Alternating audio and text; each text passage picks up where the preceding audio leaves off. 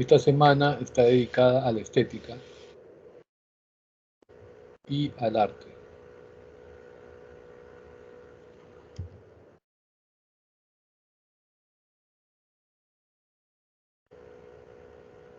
Nosotros habíamos visto en la clase antepasada el tema de los valores. En la clase pasada vimos el tema de la ética y ahora el tema de la estética. Bueno, entre estas tres disciplinas hay un factor común. Cuando hablábamos de los valores en la clase de axiología, hacíamos referencia a que las distintas áreas de la vida humana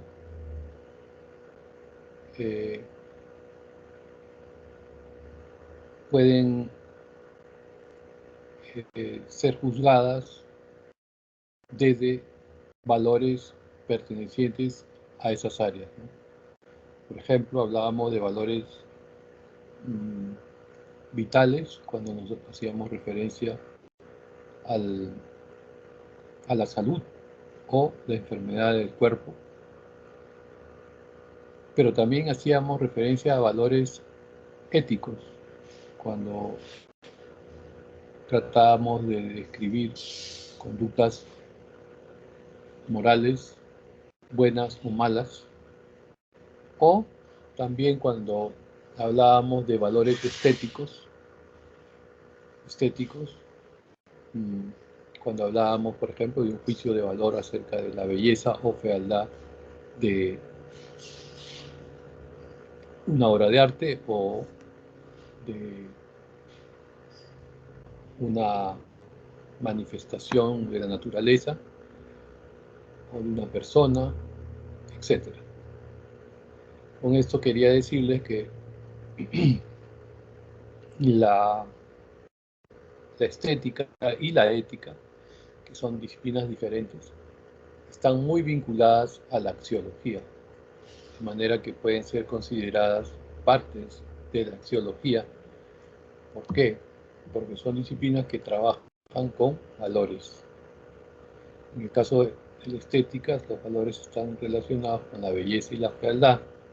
En el caso de la ética, los valores están relacionados con la bondad y la maldad, ¿no?, de los actos. Bien, dicho esto, pasamos a lo que podemos llamar la etimología de la palabra estética. Estética viene de aesthetique, pero exactamente viene de la palabra, el sustantivo es aístesis, que significa sensibilidad, percepción, sensorialidad, de manera que puede hacer referencia a aquello que está dotado de percepción o sensibilidad. En la antigüedad no existió la estética como una disciplina, propiamente hablando, aunque sí hubo muchas reflexiones estéticas, con muchas consideraciones acerca de la belleza desde un punto de vista filosófico y acerca del arte como una disciplina productiva, creadora de belleza. En ese sentido, la estética es una creación de Baumgarten, que es el primer filósofo alemán, el primer filósofo moderno que utilizó el término estética para referirse al conocimiento sensorial ligado a la belleza y al arte. En este sentido, podemos definir la estética como aquella disciplina filosófica dedicada a la reflexión acerca del arte y sus características, lo bello, el gusto, la relación del arte con la sociedad, las manifestaciones artísticas, etc. Todo lo referente al arte está entonces enmarcado en la disciplina de la estética. Bien, las principales teorías estéticas podemos encontrarlas en los filósofos más relevantes de la historia occidental. Por ejemplo, Platón. Nosotros ya hemos dicho que Platón tiene una teoría que se llama la teoría de las ideas, según la cual el mundo material no es más que un reflejo de la idea o del mundo inteligible, donde están las ideas originarias o los arquetipos originarios. Del mismo modo, con respecto a la teoría del arte, todo aquello que es creado por el arte en realidad es una copia de otra copia. ¿En qué sentido? Si el arte es imitación, es decir, si el arte reproduce todo aquello que vemos en la naturaleza en una obra de arte, y siendo la naturaleza ya una copia de la idea, ya que hemos dicho que el mundo material es una copia de la idea, entonces el arte, al copiar la naturaleza, está copiando a una copia. Sería una copia de segundo grado, por así decirlo. El artista copia lo que percibe, que a su vez es copia de la idea de lo bello. ¿Sí? No se accede a la belleza en sí, solo a cosas que participan de la belleza. ¿Sí?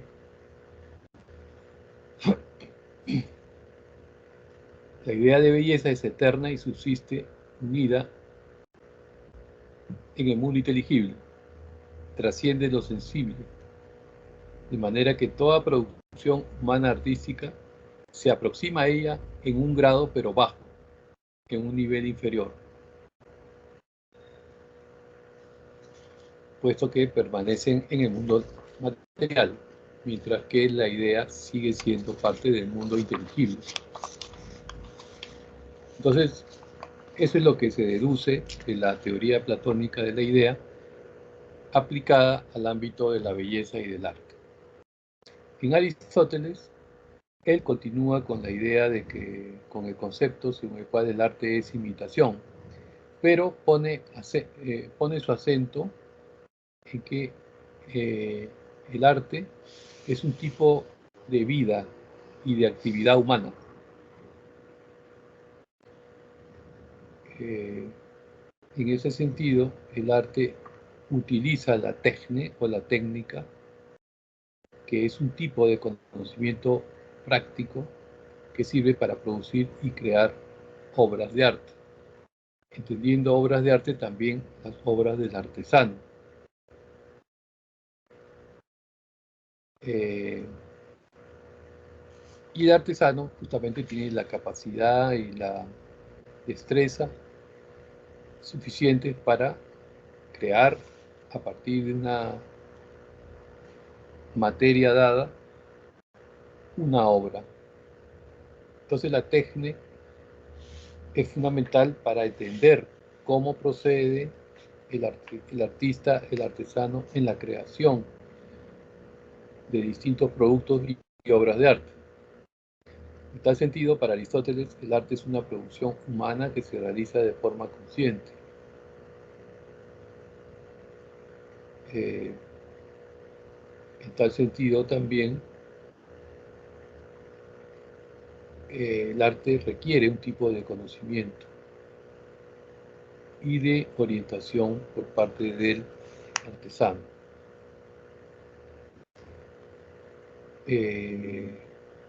Y en este sentido, el modo de vida del artesano, de quien crea,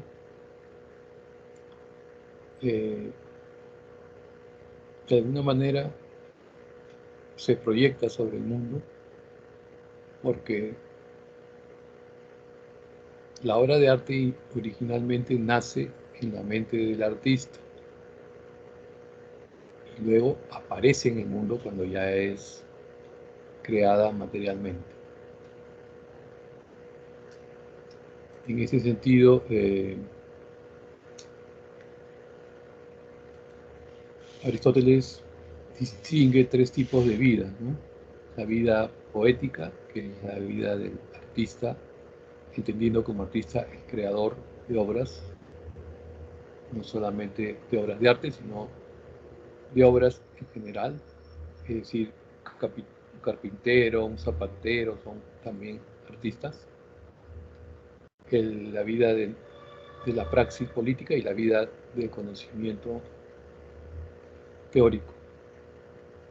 Entonces la vida del artesano se caracteriza por proyectarse siempre hacia un objeto que no es él mismo. Su actividad consiste justamente en producir cosas. Entonces, es fundamental en el caso de Aristóteles el desarrollo de esta teoría de la técnica como forma eh, de producción del artesano o del creador.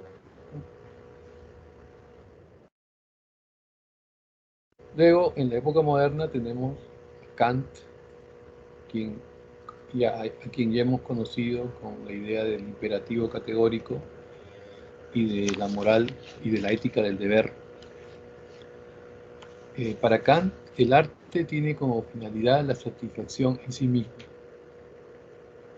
del mismo modo que el imperativo categórico, pero en el ámbito estético, busca su realización autónoma, es decir, el arte debe ser un fin y no un medio para otra cosa. Esto lo dice Kant porque en la Edad Media el arte era una manera de glorificar a Dios, es decir, era un medio para glorificar a Dios. Y en la Edad Antigua el arte era un medio para transformar la naturaleza. Para Kant el arte no puede ser un medio, tiene que ser un fin en sí mismo y su finalidad es únicamente satisfacer o establecer el gusto por la belleza en la persona que lo experimenta. En tal sentido, los juicios de gusto dan origen a una universalidad subjetiva que proviene del afecto y la cual se vuelve objetiva en la medida en que todos participen de la misma idea de belleza.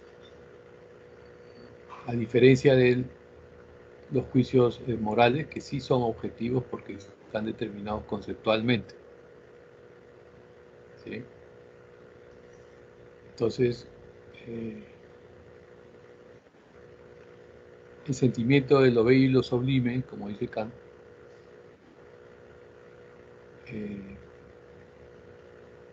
son tan profundos en la experiencia humana que según Kant pueden servir o tienen la capacidad de crear la cultura en general.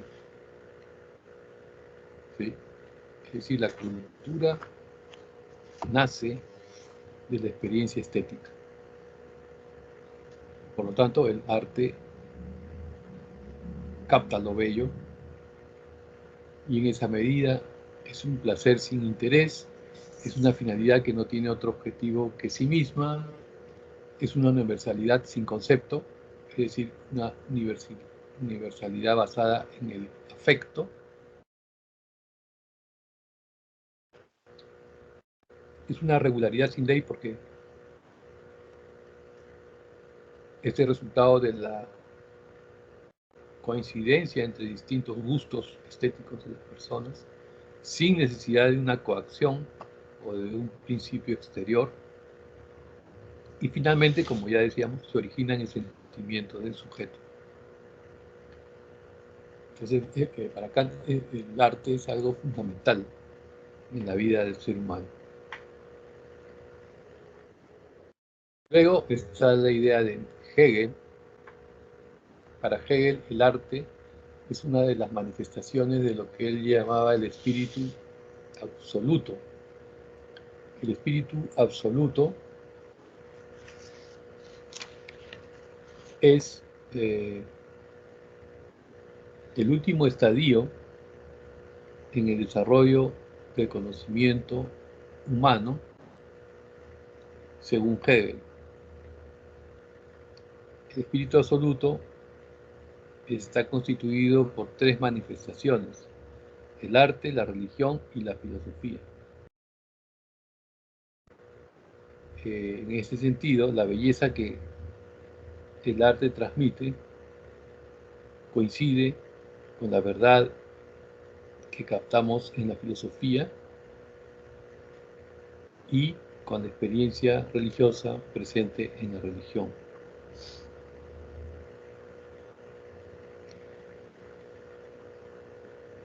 En la medida en que esos tres estadios constituyen la cúpula, por así decirlo, del pensamiento filosófico e histórico, se constituyen en las manifestaciones más importantes del espíritu de un pueblo y del espíritu de una época. El arte va a ser la manifestación de los valores de una civilización, manifestación concreta de estos valores, o manifestación concreta de la idea, dice Hegel, que es precisamente aquello que la idea viene a ser lo que constituye el ser de cada civilización en su etapa histórica. Hegel entonces ha distinguido, según el esquema de su propia filosofía de la historia, recordemos que él en la filosofía de la historia distingue tres etapas: la etapa griega, digamos, perdón, miento, la etapa asiática u oriental, la etapa griega y la etapa cristiano-germánica, que sería la etapa moderna. A cada una de estas etapas le correspondería un tipo de belleza y de arte. Por ejemplo, el arte simbólico es el que está desarrollado por la arquitectura y se ve con claridad en la civilización de la India, o en la civilización egipcia, o en las civilizaciones de Oriente Medio, digamos, todas las cuales se caracterizan por ser monumentos impresionantes que transmiten el poder del cosmos, ¿no? O el poder, digamos, de la naturaleza encarnada, digamos, en las instituciones de aquellas civilizaciones, o en los personajes de aquellas civilizaciones, como eran los faraones, los reyes, o personajes míticos correspondientes a la cultura de su pueblo. Luego está el arte clásico, que es justamente el arte desarrollado en Grecia y Roma, donde sobresale ya no la arquitectura, sino la escultura, o sea, las figuras humanas vistas como perfecciones. Y finalmente el arte romántico, que corresponde ya a la etapa desde la Edad Media hasta la modernidad, donde ya se desarrolla la pintura, la poesía, la música, y donde ya se representan, ya no es solamente un cuerpo o como hace la escultura o o una construcción como hace la arquitectura, sino que en estas artes se representa la vida cotidiana, inclusive de los seres humanos, o se hace retratos que equivalen a narrar también la vida cotidiana de un personaje específico. Entonces, el arte romántico, o lo que Hegel llama romántico, se identifica con toda esta, un arte antropomorfo vinculado a la representación pictórica sobre todo, ¿no? Bien, luego estamos conociendo la obra de Nietzsche. Nietzsche, como ustedes saben, escribió una gran obra que se llama El nacimiento de la tragedia. Y en esa obra, Nietzsche explicaba que la cultura occidental era un resultado, bueno, que la cultura griega en realidad, era un resultado de dos fuerzas, ¿no? Lo apolíneo y lo dionisiaco. Lo apolíneo correspondía a los impulsos morales de un pueblo, de los griegos, y lo dionisiaco a los impulsos, digamos así, vitales de los griegos. Entonces, según Nietzsche, los griegos habrían logrado una concepción artística gracias a la experiencia dionisiaca, ¿no? Que es en realidad la que origina el arte. ¿Por qué? Porque implica una experiencia vital en la que el artista o la persona que luego va a hacer el arte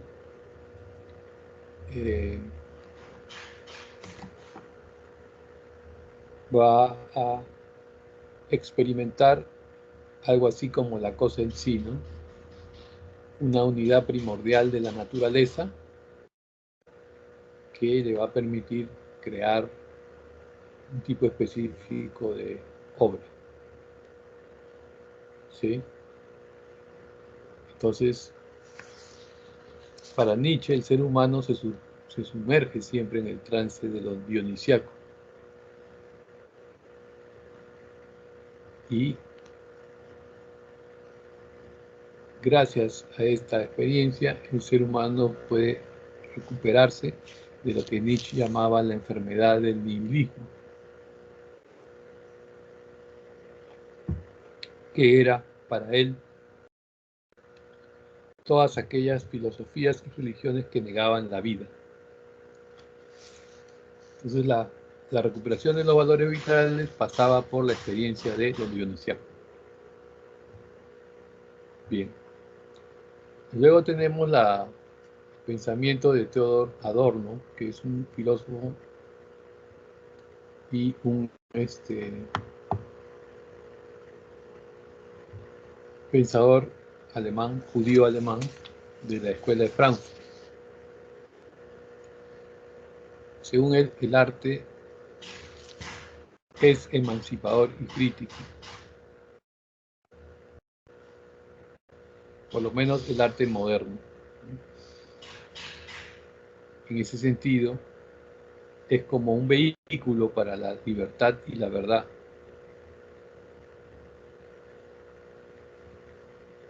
Y cada época histórica tendría su propia concepción de arte, ¿sí? De acuerdo a las determinaciones históricas, sociales que les ha tocado vivir. Bien. Luego tenemos lo que podríamos llamar valoración estética y juicio estético. Todas las obras de arte son portadoras de contenidos sobre la base de los cuales valoramos la belleza presente en ellas.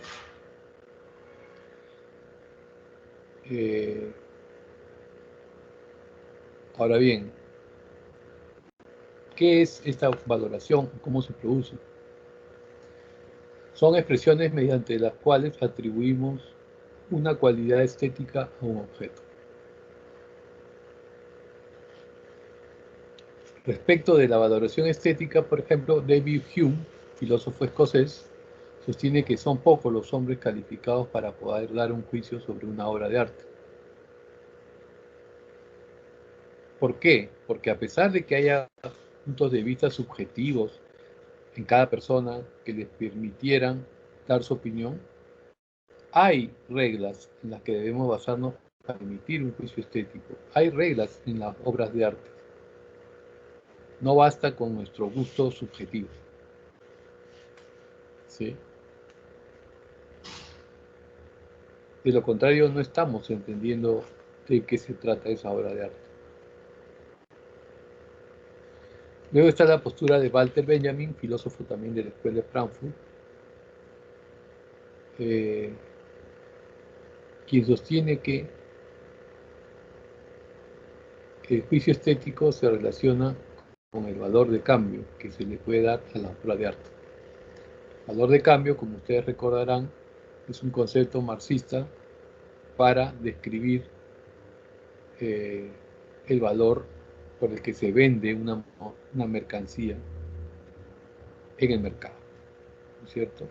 Por decir, si una mercancía, un cuadro, cuesta 5.000 dólares, el juicio estético va a tener que ver con ese valor de cambio. La prueba es de que un artista cuando muere, sus obras se repotencian económicamente, ¿sí?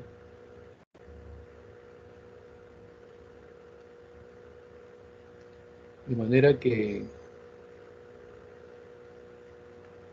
el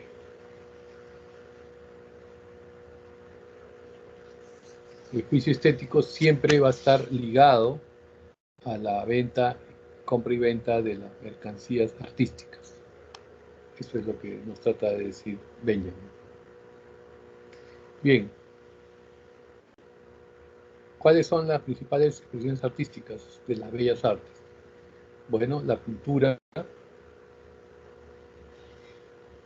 que representa en una superficie plana cualquier objeto real o imaginario a través del dibujo y el color.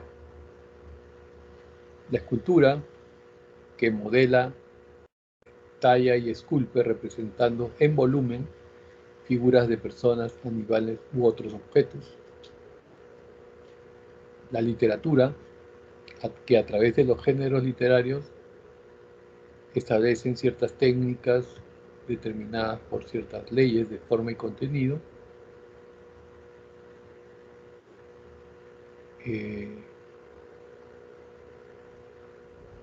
Y a través de estos géneros se narran, en el caso de la épica, se narran historias, en el caso de la lírica se describe la subjetividad del personaje o del artista,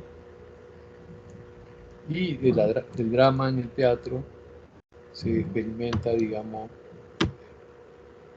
hechos revestidos, digamos, de emociones intensas.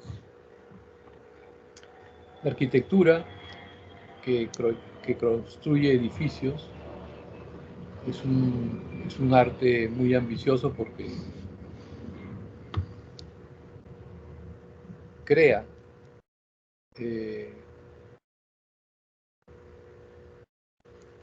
una realidad material, tanto que pueda tener una función social, como puede ser un templo o puede ser un edificio para vivir, pero también es una expresión artística porque también hay belleza en estas construcciones. La música, que articula el sonido y los silencios de manera que produzca una armonía para el oído o una melodía para el oído. El teatro, que es un arte escénico en el que se integran los gestos, el discurso, la música, los sonidos y la escenografía, creando una atmósfera, creando una historia que comunican a través de emociones al espectador. Y finalmente el cine, que es un arte que nació en el siglo XX, en el cual se articulan la tecnología que reproduce fotogramas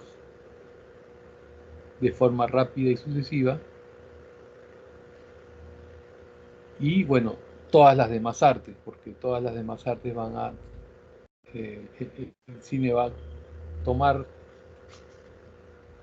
de la pintura, ¿no?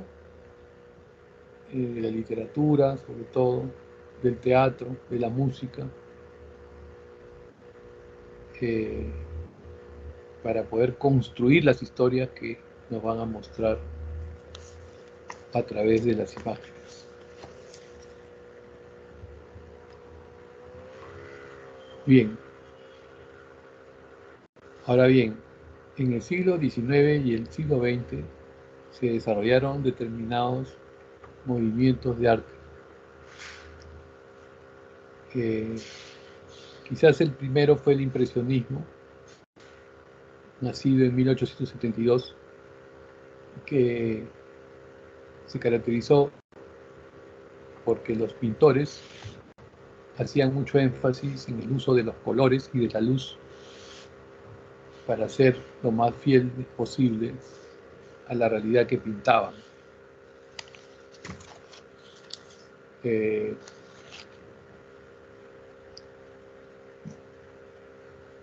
esta manera desarrollaron nuevas técnicas en el manejo del color y la luz. Y muchos de ellos pasaban horas enteras frente a paisajes, objetos para captar sus luces y colores.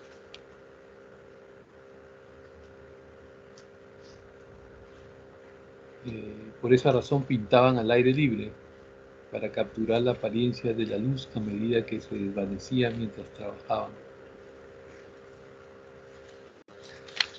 Entre los temas que trataron estaban los momentos de ocio de la clase media en entornos urbanos o suburbanos modernos. También pintaron escenas de la vida contemporánea. Eliminaron completamente los temas históricos o mitológicos.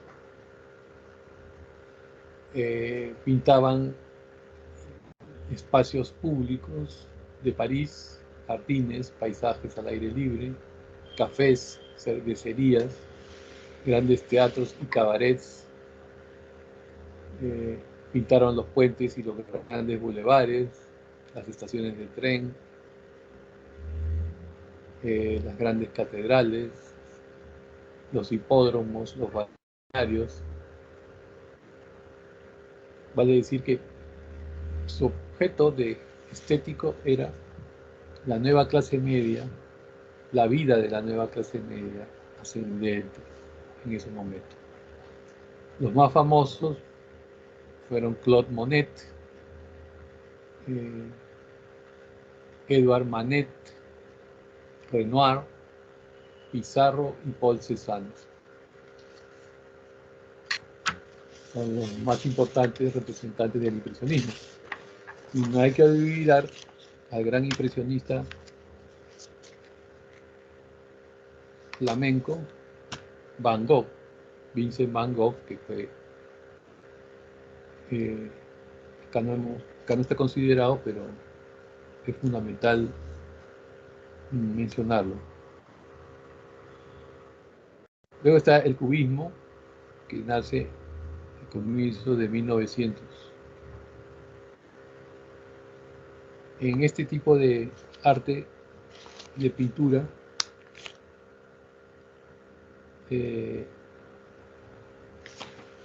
se trata de una pintura estructurada y desestructurada, ya que a pesar de que abundan líneas y curvas, los cuerpos están deconstruidos de alguna manera. Los cuerpos pintados o las figuras pintadas. De manera que se rompe el principio renacentista que indicaba que un cuadro debía tener un punto de vista único. Y en lugar de ello, los cuadros muestran varios puntos de vista de manera simultánea, o varios,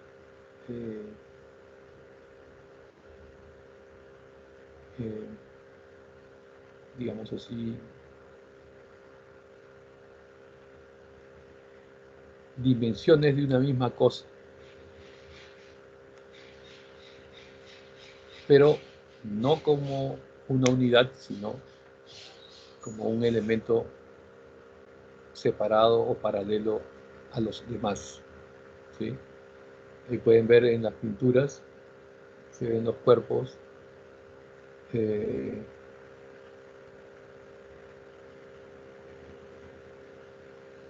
descompuestos en algunos casos, o se ven cuerpos que no tienen cabeza o cabezas que no tienen cuerpos. De manera que, de alguna manera, el cubismo pretende yuxtaponer, ¿no?, distintos planos en uno solo. Por tal razón se ve como algo incoherente también en una primera mirada, ¿no? En este sentido, el cubismo no pretendía reproducir a la naturaleza, ni a la belleza clásica de la armonía, ¿no? Hay muchos elementos geométricos, pero desestructurados, de manera que los objetos no se representan como se ven, sino como fueron concebidos por el autor, es decir, descompuestos en sus formas esenciales.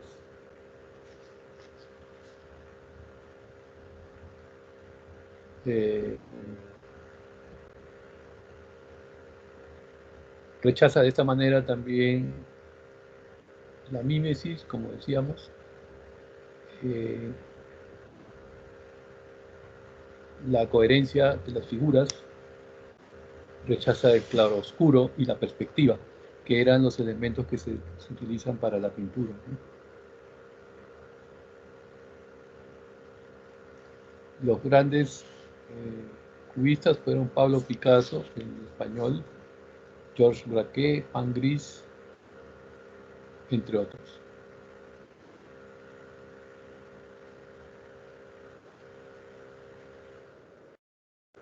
Luego está el movimiento expresionista, que era un movimiento fundamentalmente alemán.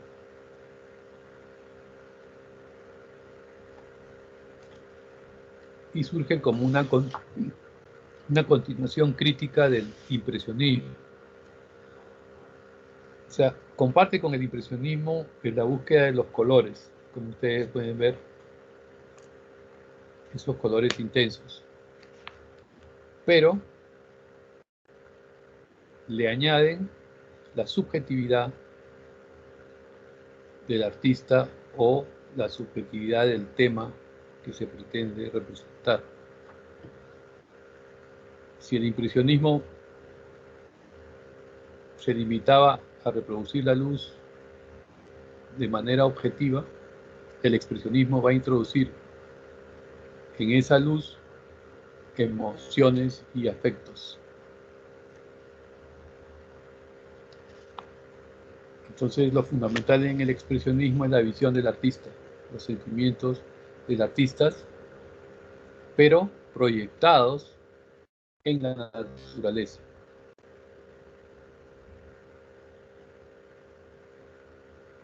Se muestran así estos sentimientos utilizando la técnica impresionista, pero recargados de subjetividad, de afectividad, de manera que el artista impone su percepción, su experiencia a la naturaleza. Por tal razón se dice que el expresionismo desea representar en realidad la subjetividad del individuo contemporáneo. Hay mucho dramatismo, subjetividad y expresión de afectos intensos. Por ejemplo, de miedo, de decepción, de angustia, etc. Como pueden ver en este famoso cuadro El Grito.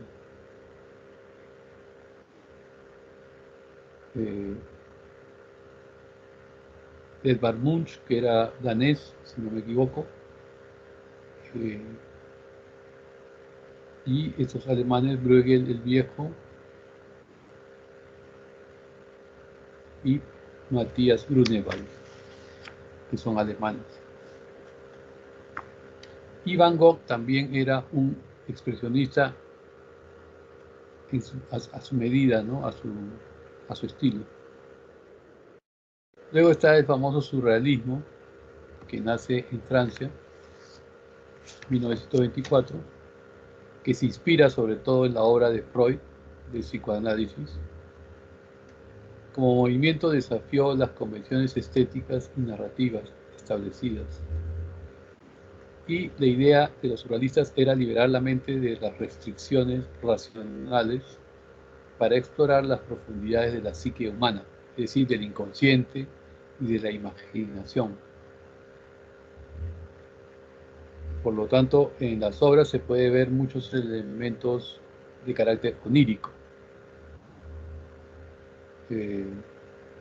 Creando una sensación de extrañeza y sorpresa en el espectador. Por ejemplo, la persistencia en la memoria, y vemos relojes que están durmiendo, digamos, ¿no? En una extraña dimensión. Y también recibió algunas influencias del marxismo, de suerte que se propuso, digamos, construir un mundo nuevo en el cual la imaginación y la justicia estuvieran bien articulados. Influyó en distintas disciplinas artísticas, en la pintura, por ejemplo, Salvador Dalí, el español,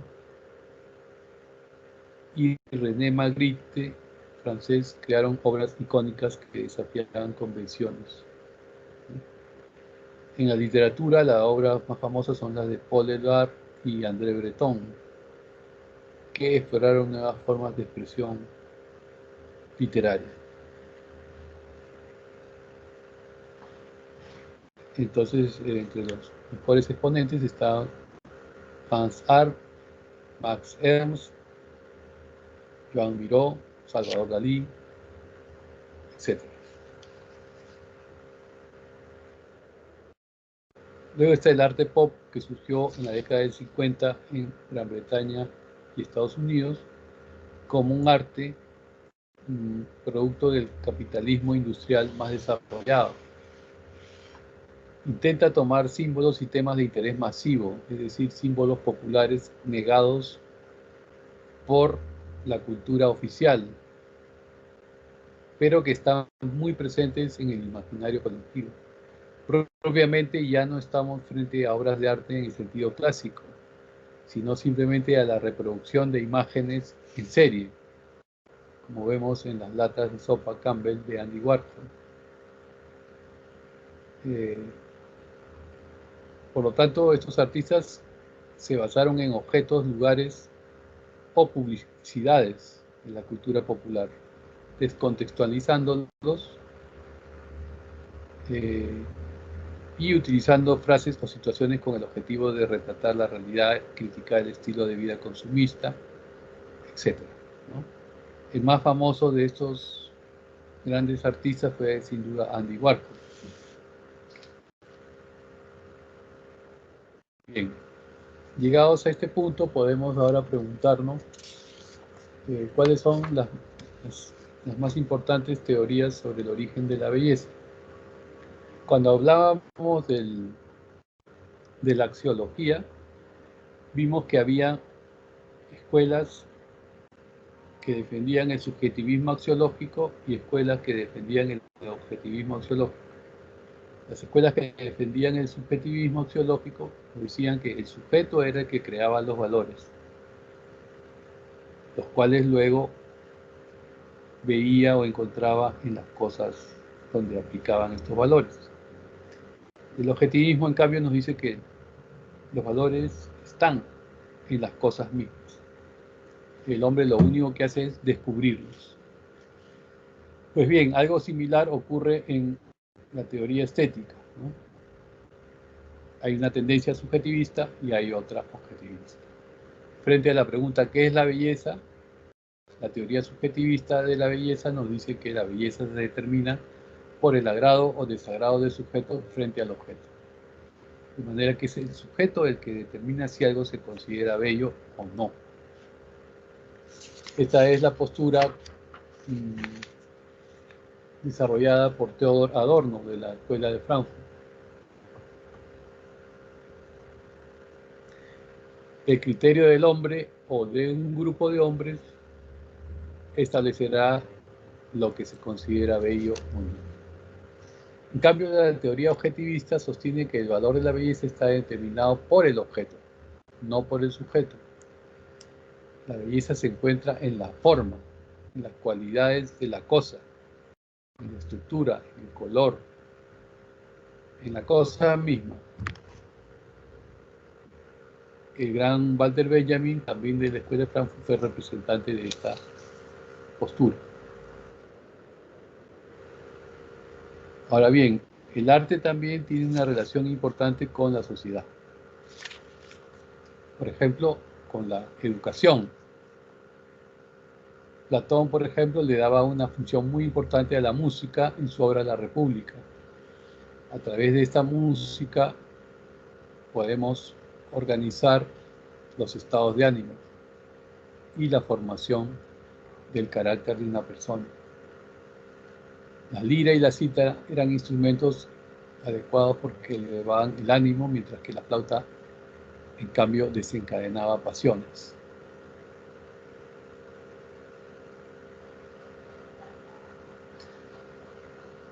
Bien, el arte también tiene una función moral.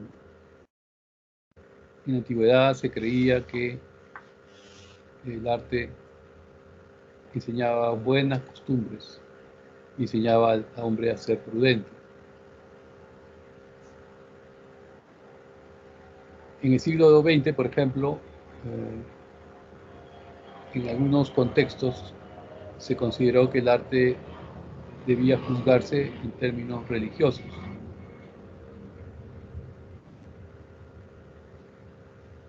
Y porque tenía la capacidad de transmitir sentimientos de fraternidad entre los hombres.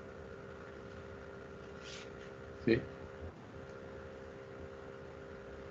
Pero el arte también puede ser una crítica a la sociedad. A fines del siglo XIX e inicios del XX, el arte sirvió como una conciencia crítica contra la moral burguesa. Porque ciertas escuelas artísticas, por ejemplo el realismo, pretenden describir las condiciones reales de la vida y hacer una crítica social al respecto. José Carlos Mariátegui tiene muchas reflexiones sobre este punto, el pensador peruano. Bien. Entonces aquí podemos ya pasar a nuestros ejercicios. Si es que no tienen alguna pregunta.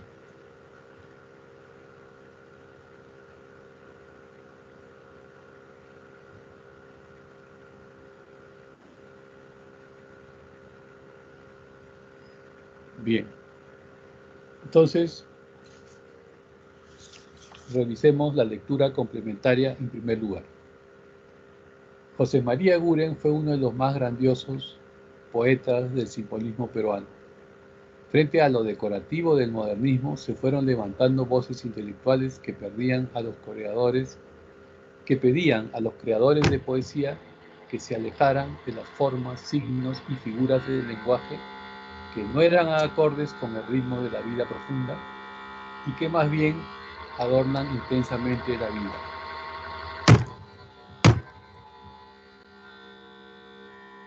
En vida, Eguren publicó Simbólicas en 1911,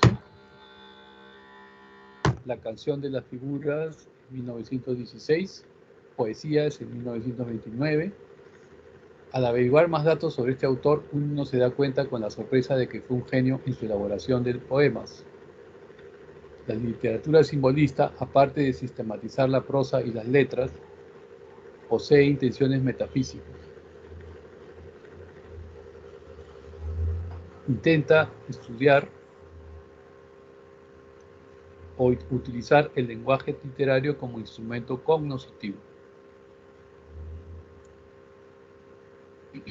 por lo cual se encuentra impregnada de misterio y misticismo. Intentaba encontrar lo que Charles Baudelaire, gran poeta de este movimiento, llamó correspondencias, las secretas afinidades entre el mundo sensible y el mundo espiritual para orientar la vida. En tal sentido, la poesía de Eguren tiene relación con una postura estética expresada en una de las siguientes alternativas. A. El arte como verdad lúdica e interpretación. B. La inclusión de las masas en el arte popular. C. El papel del conocimiento en la creación artística. D. El arte como expresión de la esencia humana. E. Las obras artísticas son las maravillas de Dios. Respuesta D. El arte como expresión de la esencia humana. En efecto, el elemento recurrente en la lectura es el simbolismo, que viene a ser la constatación de la tesis antropológica y estética. Mediante el arte, el hombre se expresa y organiza su vida con un sistema de símbolos, el lenguaje y el arte. Dichos lenguajes son la manifestación de nuestra naturaleza simbólica. Bien, ejercicios. 1. Daniel lee en la sección de arte de una revista: pintamos con la textura original de la obra, ofreciendo un aspecto natural, tal como el pintor realizó el cuadro.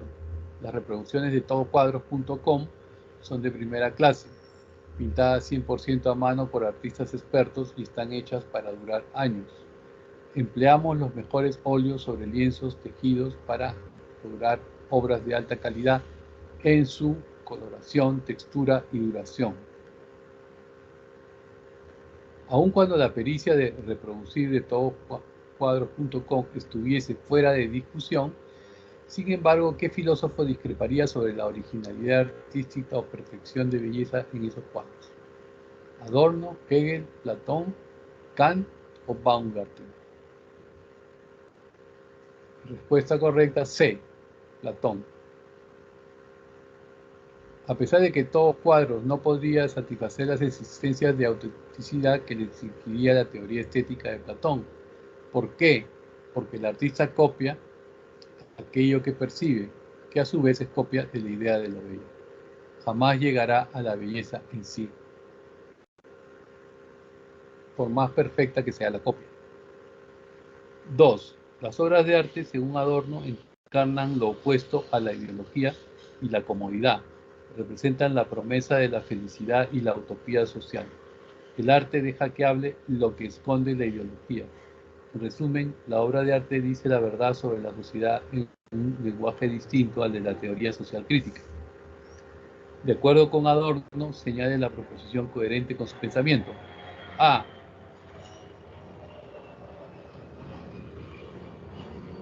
El arte nuevo está excluido de la teoría crítica del filósofo. B. La ideología y la comodidad se contrastan actualmente. C. El arte es digno a relacionarse con la verdad y la libertad. D. El lenguaje es un obstáculo para la libre expresión del arte. E. El arte no está vinculado a la sociedad de ninguna manera. Respuesta correcta: C.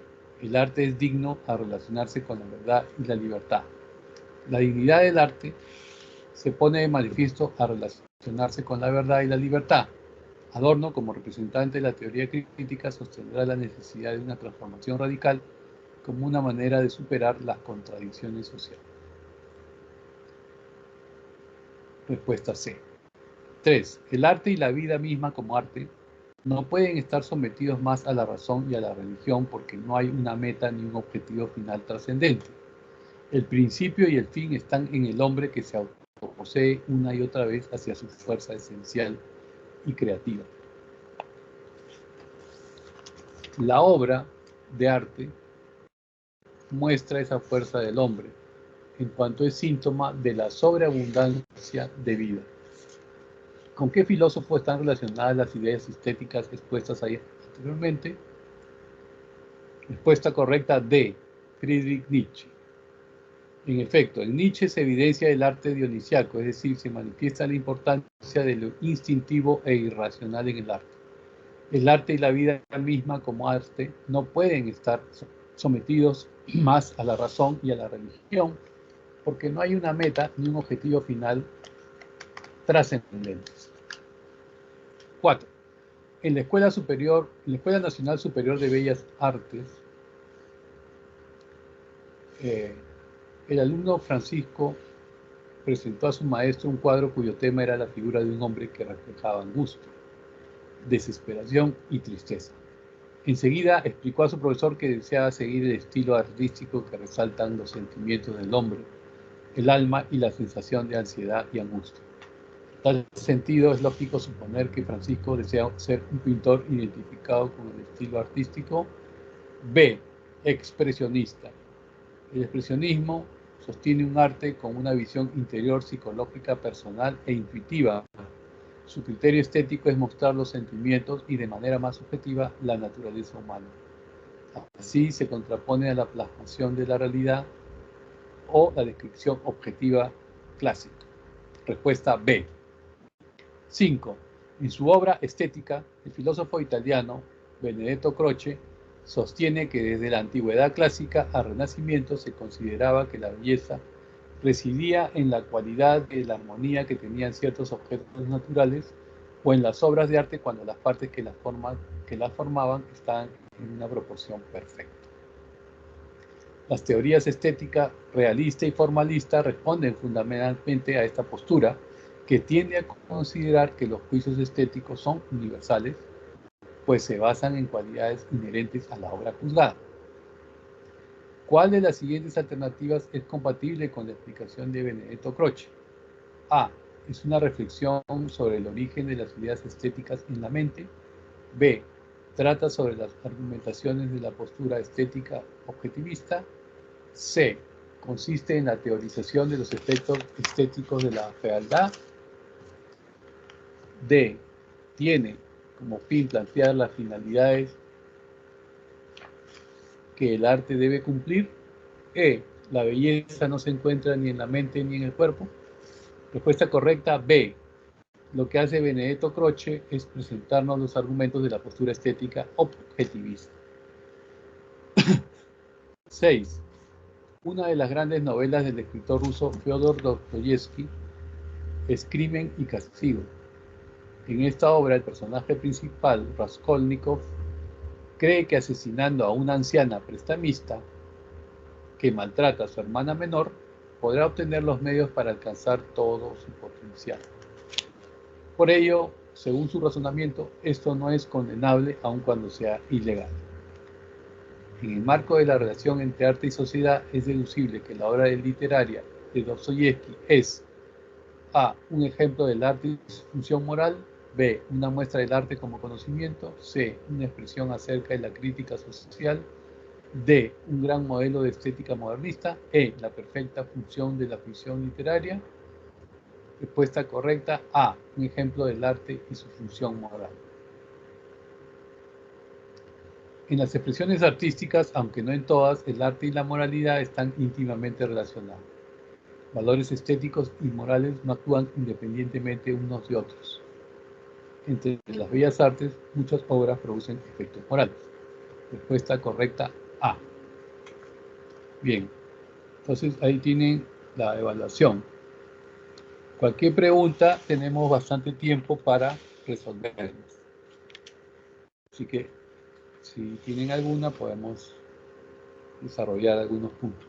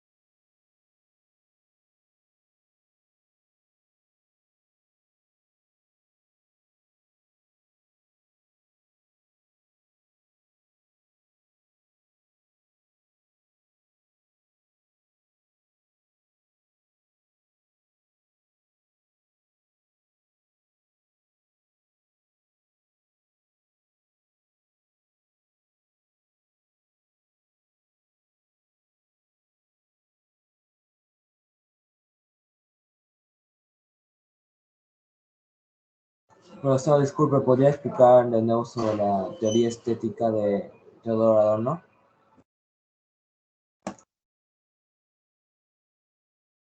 De Adorno. Sí, su teoría estética de Teodoro Adorno.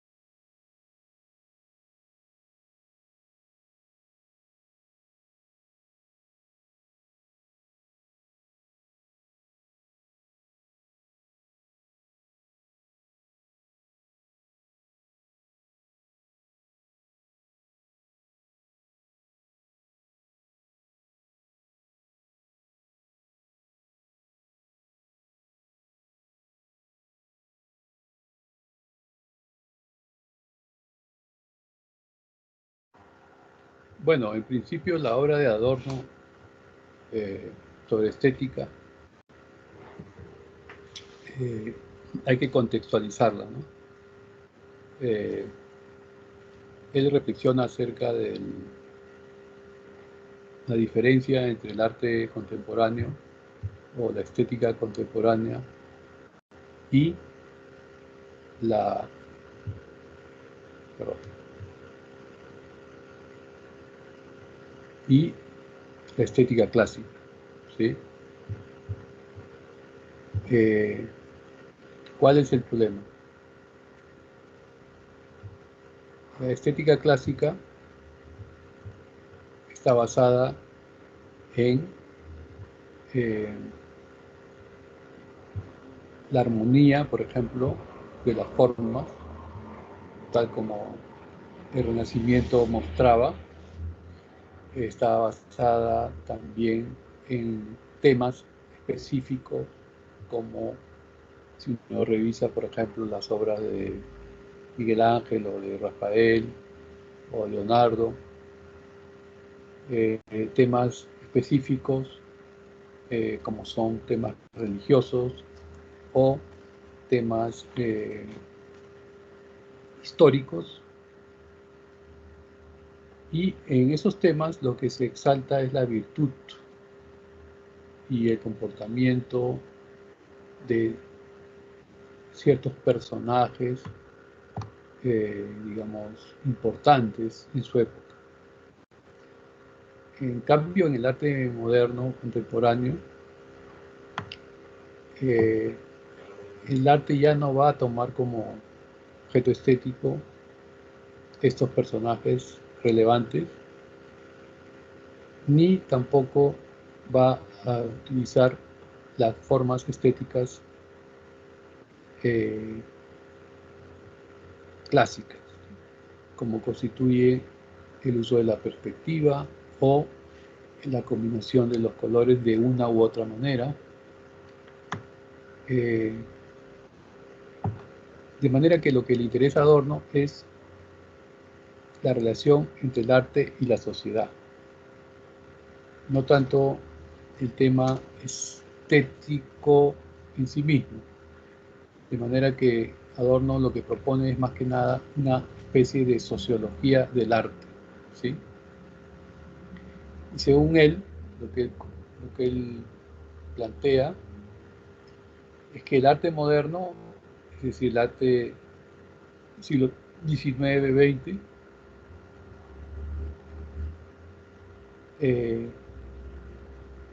lo que ha tratado de hacer es liberar, digamos así, los límites temáticos y los límites artísticos del arte clásico, ¿sí? En ese sentido, el arte llega a una especie de autonomía que le permite criticar o analizar o estudiar o representar los problemas de una época y de una sociedad, ¿sí? Ya no se trata, digamos, de demostrar a personajes, sino de generar una crítica social a través del arte. Ahora bien,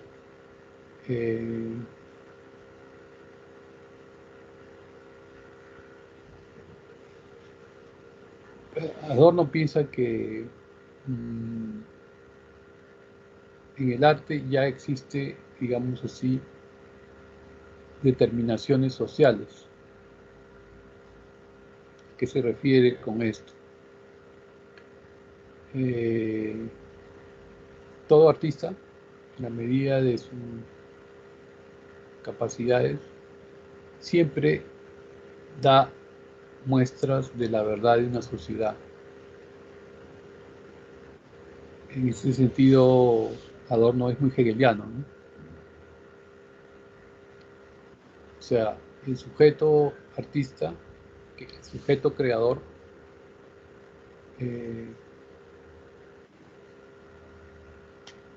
al crear cualquier cosa, ya está representando un aspecto de la sociedad o de la autoconciencia social que no se ve a simple vista en la cultura en general. ¿A qué me refiero con esto? Toda creación artística lleva en sí misma una información, digamos así, que en la cultura en general no accedemos. El artista, sea cual sea el artista, sea cual sea el nivel de su perfección artística o sea cual sea el objeto artístico que va a plasmar en la obra, el acto de crear algo no nace de la nada. O sea, el sujeto ya tiene una serie de determinaciones sociales que provienen, digamos, de su vida cotidiana o de la vida de su país o de las relaciones que tiene que establecer con las personas. De manera que todo este background, todo este bagaje, se origina en la interacción entre el artista, el sujeto, y la sociedad, y su entorno.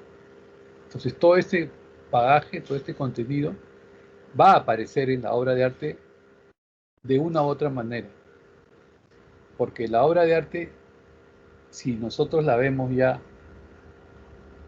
no tanto como una creación meramente artística, valga la redundancia, sino como un tipo de objeto social, ¿sí? Es decir, como algo nuevo para la sociedad, como algo en el cual la sociedad puede reflejarse. Vamos a ver que las obras de arte surgen en un momento determinado, con un contenido determinado, porque de alguna manera canalizan lo que está ocurriendo en la sociedad. Eso es más o menos la visión de Adorno, en que el arte reproduce, así no quiera, un contenido de verdad que generalmente está reprimido o soterrado por la propia sociedad en la que vive el artista, ¿sí? Así sea una cosa muy sencilla, el arte siempre va a canalizar esto. Ahora, ¿por qué ocurre esto? Porque el artista, en la medida de sus posibilidades, siempre está determinado por factores sociales y el acto de crear algo implica siempre modificar o darle forma a estos contenidos sociales que nos determinan como personas y entonces van a aparecer. ¿A qué me refiero con esto? De que si no hubiera arte, por ejemplo, viviríamos en una especie de incomunicación social, ¿sí? La única manera que tendríamos para saber de la vida social o del mundo que nos rodea, digamos, sería a través del periódico o a través de la televisión, pero toda esa información que nos dan a través del periódico, de la televisión, en serio, es una información que ya está filtrada y que se nos muestra como datos objetivos de la realidad. Y al comunicársenos estos datos objetivos, lo que nosotros accedemos es simplemente a hechos. Es decir, nos enteramos de que ocurrió tal cosa, que pasó tal cosa. Pero cuando hay arte en una sociedad, estos hechos van a ser interpretados por el artista y van a ser valorados por el sujeto que contempla esta obra de arte. Entonces, estos hechos van a tener un significado social más allá de ser un acontecimiento objetivo o no. ¿Y esto por qué es importante? Porque estas valoraciones o estas experiencias artísticas que están canalizadas en la obra de arte comunican al espectador o al artista o al sujeto que contempla las obras de arte un punto de vista, ¿sí? Mientras que la información que nosotros vemos por televisión, por periódico, pretende ser objetiva, es decir, pretende no tener un punto de vista, el arte sí pretende tener un punto de vista, que es el punto de vista del artista. Y al comunicar eso, ya nos encontramos en un plano diferente que en el de la mera información, es decir, en un plano intersubjetivo que todos compartimos y en el que reflexionamos acerca de lo que está ocurriendo. Si solamente nos limitamos a reproducir la información sin ninguna reflexión, entonces simplemente tenemos datos o estadísticas, como si la realidad fuera eso. Pero la realidad en realidad es la interacción social, no los datos. Entonces el arte lo que hace es canalizar toda esta información y darle una forma subjetiva para que pueda ser interpretada entre los miembros de la sociedad. Como digo, si no hubiera el arte, entonces tendríamos datos, hechos sueltos sobre los acontecimientos y no podríamos asumir ninguna posición frente a las cosas, ¿sí? Ahora, volviendo a Adorno, lo que trata de decir Adorno es que el arte justamente porque implica una interpretación de los contenidos sociales,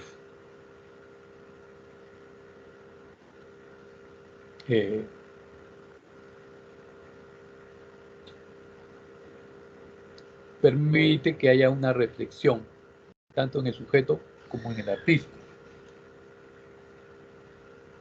porque hay un contenido de verdad que emerge de la obra de arte y que es importante para el sujeto, para las personas, para la sociedad, ¿sí? O sea, la teoría estética de Adorno parte de que el arte es algo así como una manifestación social,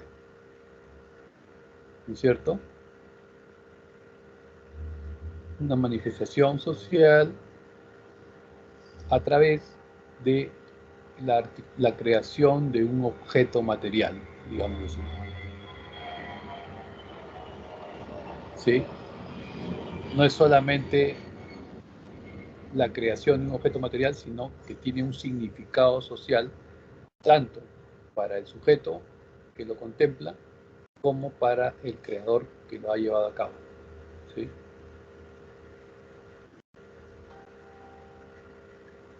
Entonces, la obra de arte viene a ser algo así como el contenido de verdad o un aspecto del contenido de verdad de una sociedad determinada. ¿Sí? Eso sería más o menos un acercamiento a Adorno.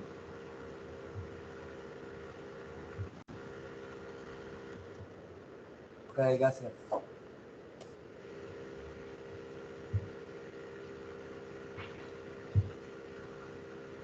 O sea, es una especie de sociología de la obra de arte, lo que plantea Adorno, ¿no?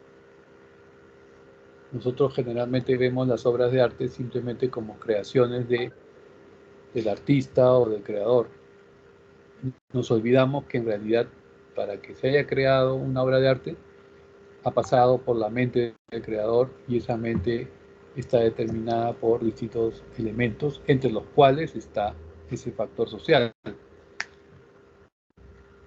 Entonces, toda obra de arte, por más mísera que fuera, en realidad toda creación es un reflejo o una manifestación de una sociedad, ¿no?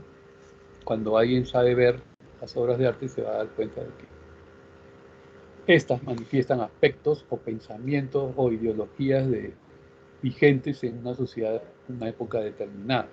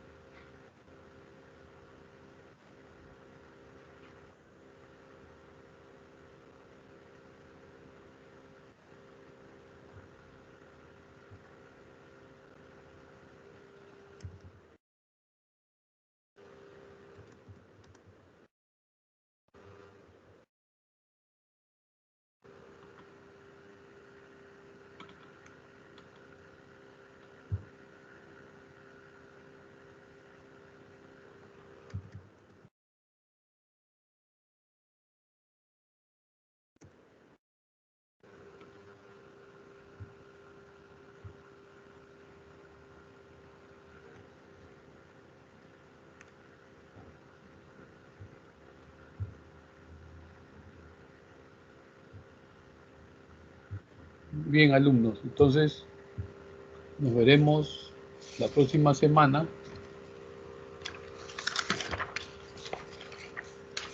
en este mismo horario